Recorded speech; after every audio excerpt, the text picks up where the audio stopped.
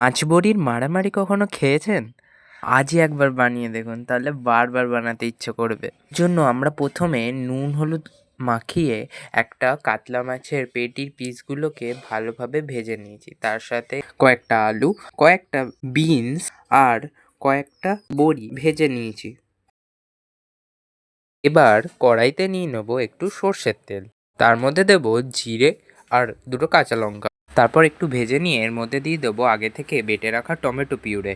একটু ভালোভাবে নাড়িয়ে চাড়িয়ে নেবো, একটু লাল লঙ্কার গুঁড়ো মেশাবো।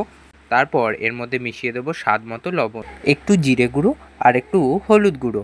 এবার ভালো করে এটাকে একটু নাড়িয়ে চাড়িয়ে নিয়ে এবার এর মধ্যে দিয়ে দেবো আদা বাটা। তারপর একটু নাড়িয়ে চাড়িয়ে নেবো।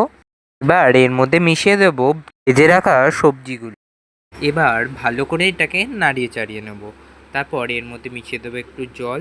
তারপর আবারও কিছুক্ষণ নাড়িয়ে নিয়ে আরও একটু জল দিয়ে দেবো। আগে থেকে ভেজে রাখা বড়িটা দিয়ে ঢাকা দিয়ে দেবো। যখন ঝোলটা ফুটতে শুরু হয়ে যাবে তখন ঢাকা খুলে নিয়ে এর মধ্যে আগে থেকে ভেজে রাখা মাছটা এক এক করে দিয়ে দেবো।